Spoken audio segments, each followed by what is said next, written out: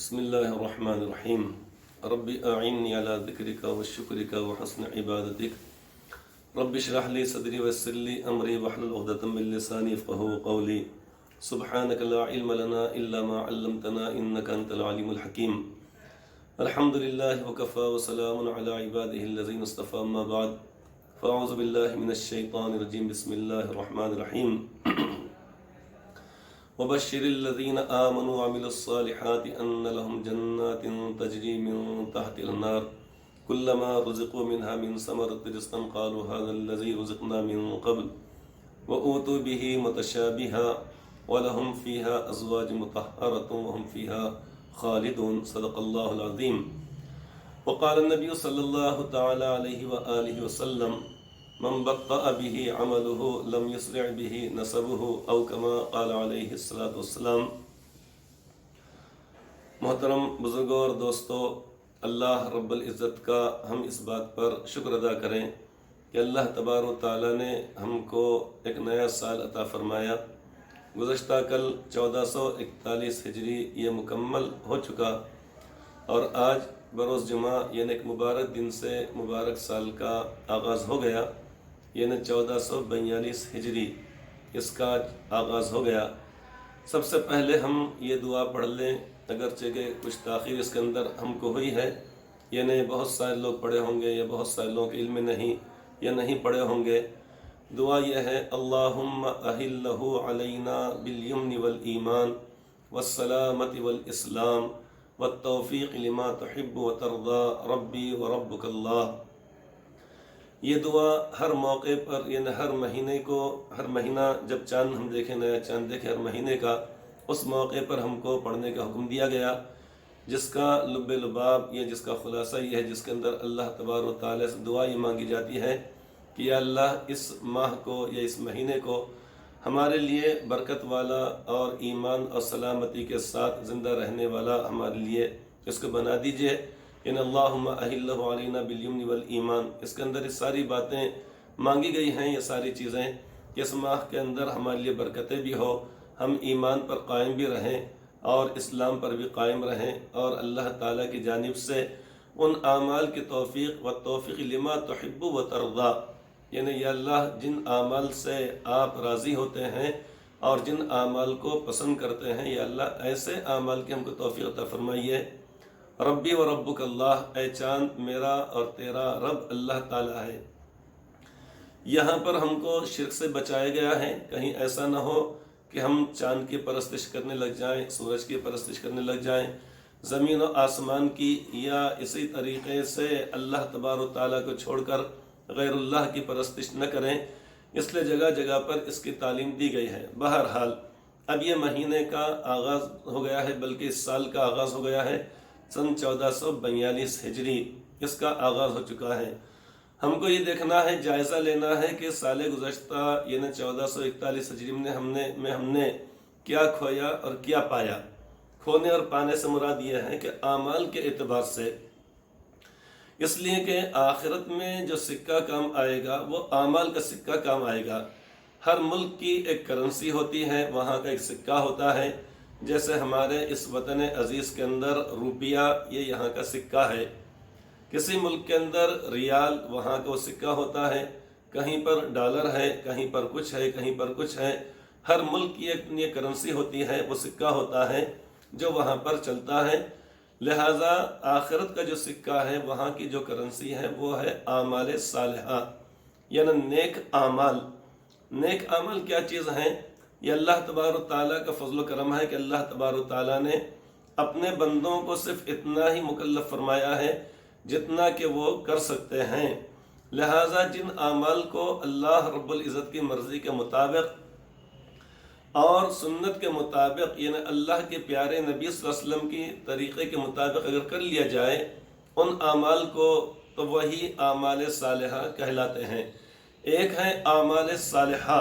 یعنی نیک اعمال، اور ایک ہے اعمال سیئہ برے اعمال، اور ایک ہے لا یعنی اعمال یعنی بیکار، جس سے نہ دنیا کا فائدہ نہ آخرت کا فائدہ، لا یعنی جسے کہا جاتا ہے۔ تو سب سے اہم ترین چیز، سب سے زیادہ فائدہ مند چیز یہ ہے کہ اعمال صالحہ، قرآن کریم میں 30 پاروں میں کوئی پارہ ایسا نہیں ہے جس میں اعمال صالحہ کا ذکر یا تذکرہ نہ کیا گیا ہو۔ قرآن کریم میں سب سے پہلی وہ آیت کریمہ جس میں اعمال صالحہ کا اللہ رب العزت نے ذکر فرمایا ہے وہ پہلے پارے کی 30 رکوع کی وہ آیت کریمہ ہے۔ فرمان الہی ہے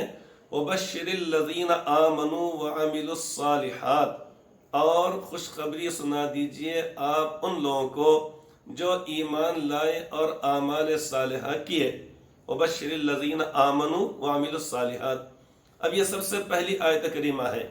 پہلے پارے میں 30 رکوع کے اندر یہ سب سے پہلی آیت پاک ہے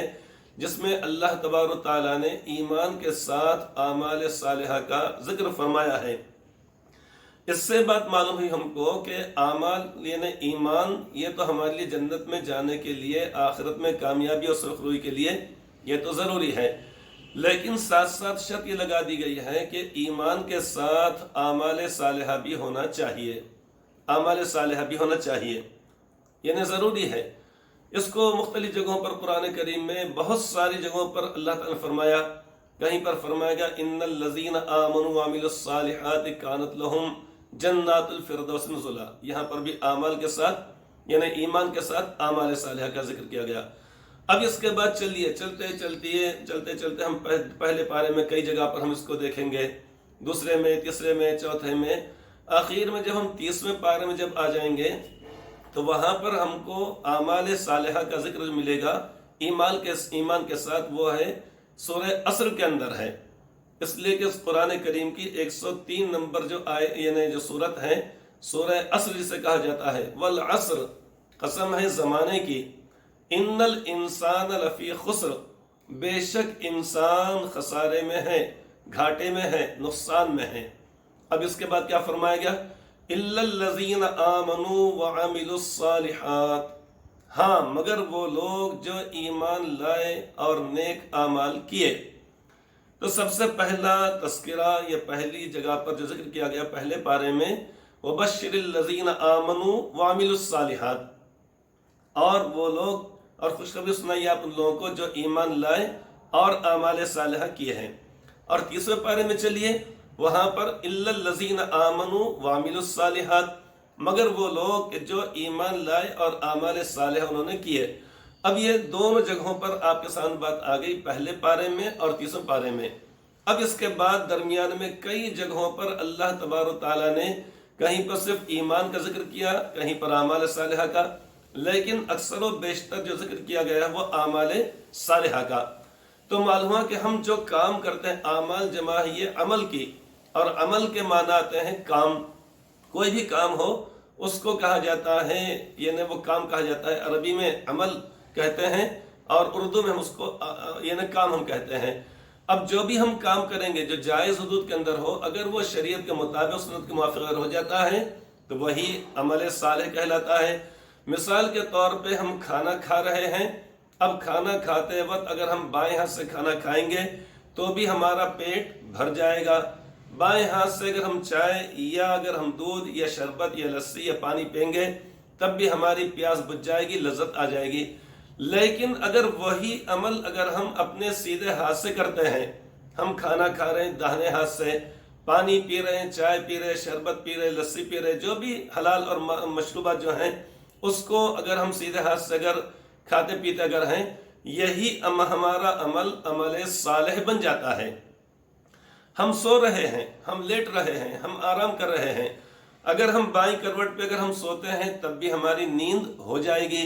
لیکن اگر اس موقع پر اگر کوئی شخص اس نیت سے کہ سیدھی کروٹ پر سونا چونکہ یہ سنت ہے، باعث اجر و ثواب ہے، اگر کوئی شخص ابتدا میں یعنی جس وقت سوئے سیدھی کروٹ پر سوئے اس کا یہی عمل بن جاتا ہے، یعنی عمل صالح بن جاتا ہے۔ اب یہ زندگی کے اندر تمام شعبوں کے اندر صبح سے لے کر شام تک اٹھنا بیٹھنا چلنا پھرنا کھانا پینا ہر چیز ہماری اگر سنت کے مطابق اگر ہو جاتی ہے تو اسی کو عمل صالح یا اعمال صالحہ کہا جاتا ہے۔ تو بات یہ کہی جا رہی تھی کہ گزشتہ سال ہمارا جیسا بھی گزرا، ہم نے اللہ تبارک تعالیٰ سے اس کے اوپر معافی مانگنا چاہیے،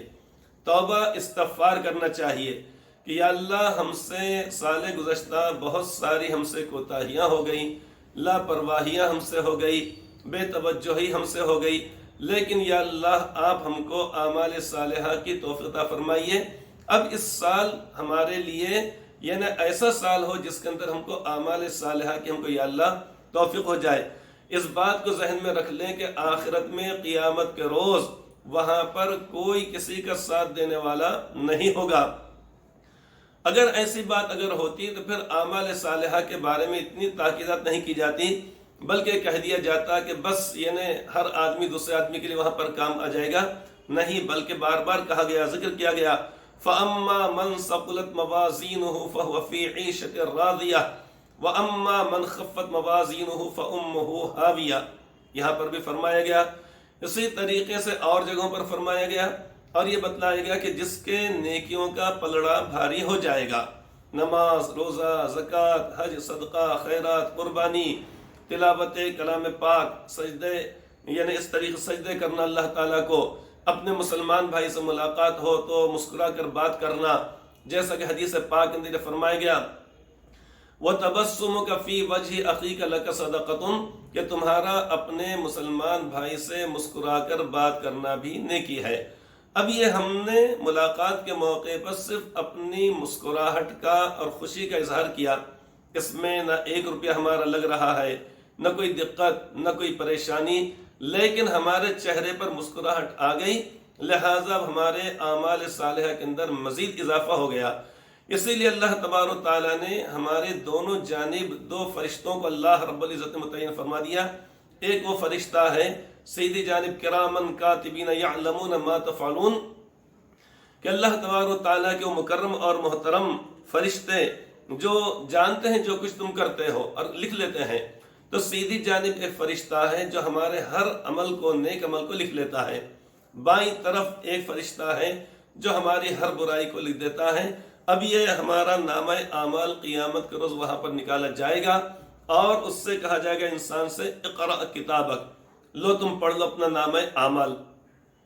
کفا بنفسک اليوم علیک حسیبا، کہ تم ہی کافی ہو اپنے آپ کا حساب کتاب کر لینے کے لیے۔ یعنی کہا جائے گا کہ تم نے جو کچھ کیا ہے دنیا میں، یہ سارے کے سارے اعمال اب تمہارے سامنے موجود ہیں، لہٰذا ہماری کوشش ہونا چاہیے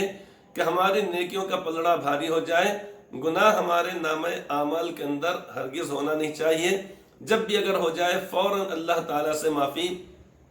مانگ لینا چاہیے، توبہ استغفار کر لینا چاہیے۔ آخرت میں وہاں پر یہ نہیں دیکھا جائے گا کون کس کی اولاد ہے، کون کس کا بیٹا ہے، کون کس کا بھائی ہے اور کون کسی کا بھتیجا ہے۔ اس لیے حدیث پاک میں فرمایا گیا، من بطأ بہ عملہ، کہ جس شخص کو اس کا عمل پیچھے کر ڈالے،